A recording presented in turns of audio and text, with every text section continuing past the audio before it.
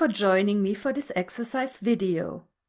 You will learn to add shading to a 3-stone ring which I created using the templates of my second book, Rings in Perspective.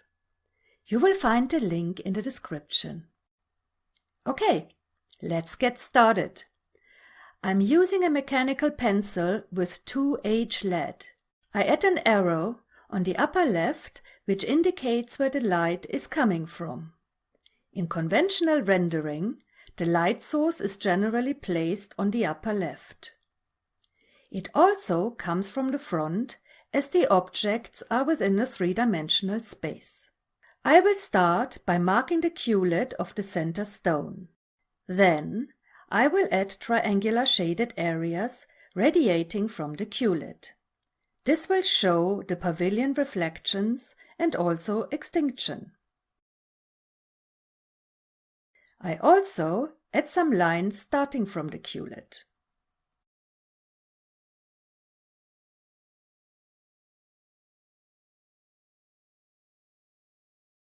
I fill the triangular shapes with shading.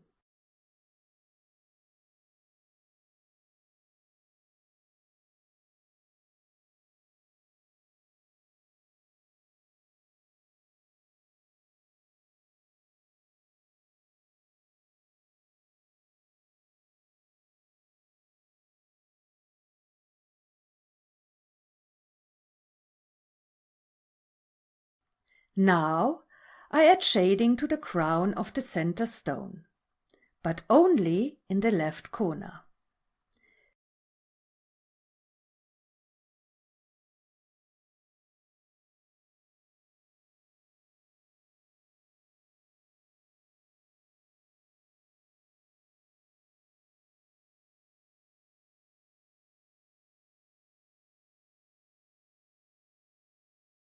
Note that I leave the 2 crown facets next to the table without shading.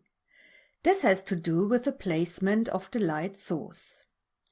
As the light comes from the upper left and the front, these 2 facets will reflect the light.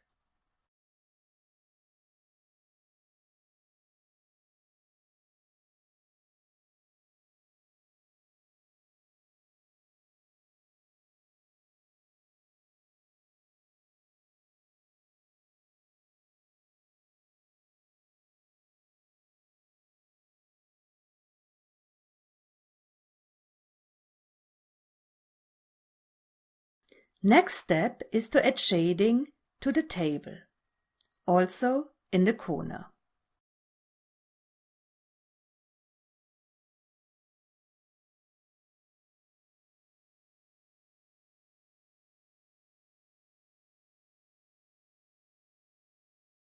I shade the 2 crown facets on the opposite side.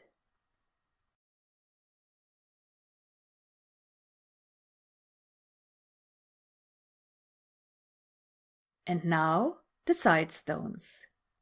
Here we have to take into account that the stones are angled, so the shading on the crown will face the center stone.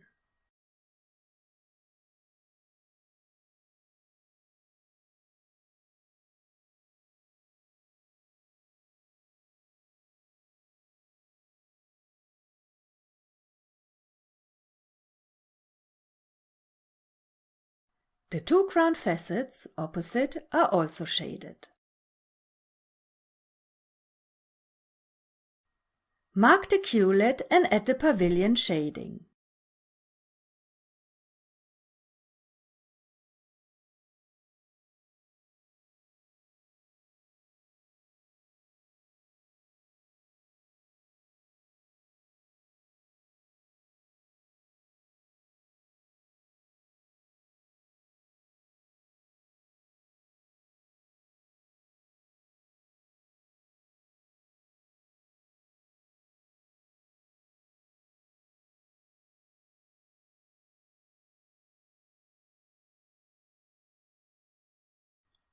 Repeat the same on the other side stone.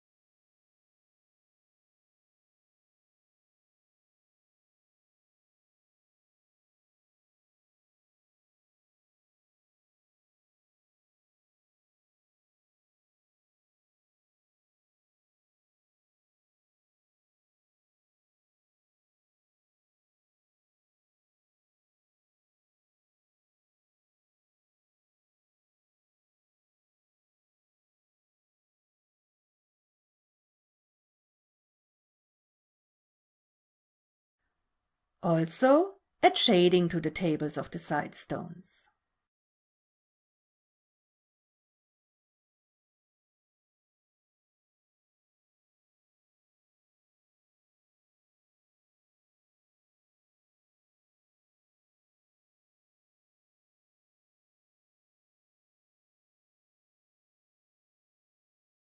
Let's now add shading to the rub-over setting. As the setting consists of flat surfaces, the shading is furthest away from the light source.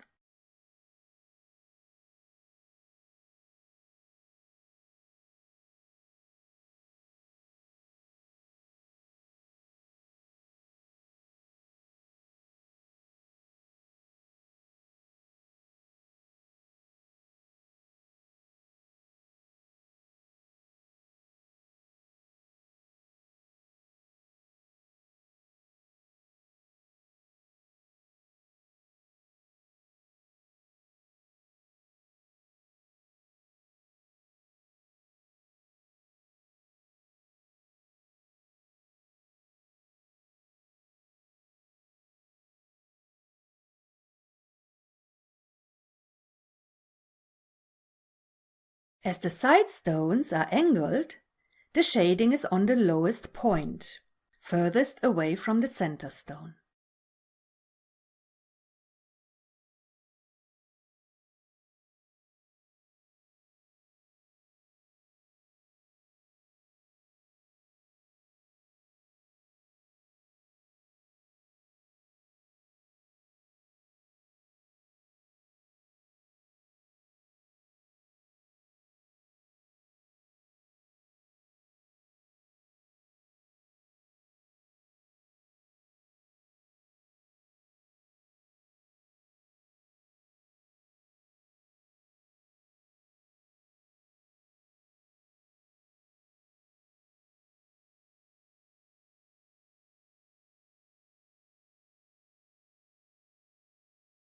The height of the setting is also flat.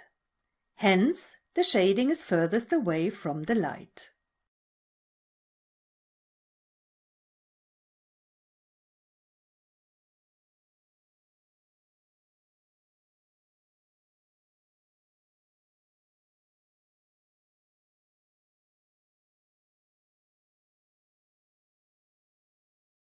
The width of the ring shows shading on the bottom.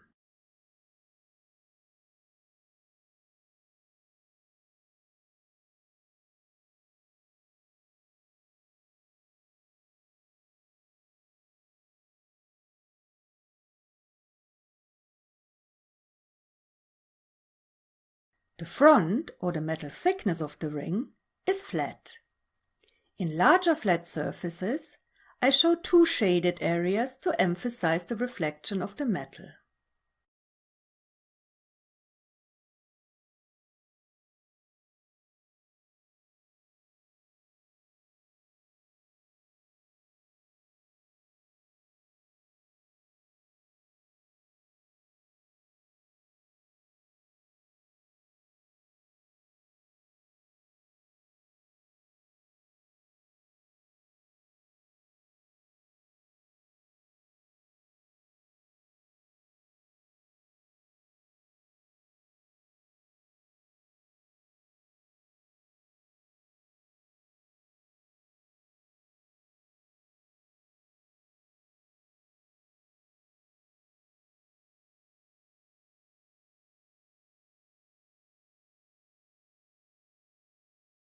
The inside of the ring is curved, with one shaded area on the left and another further to the right.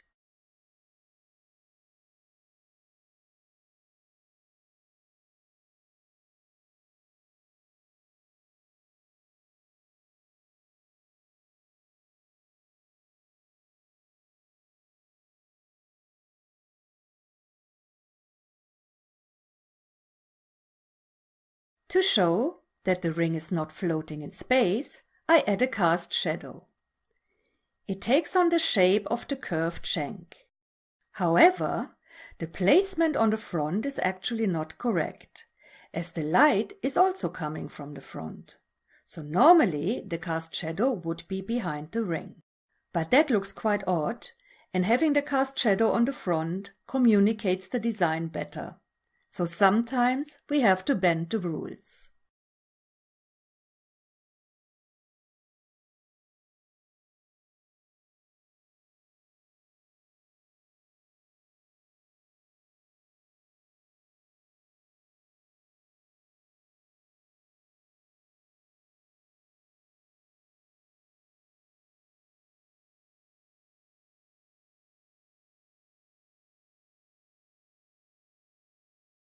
I hope you enjoyed this video.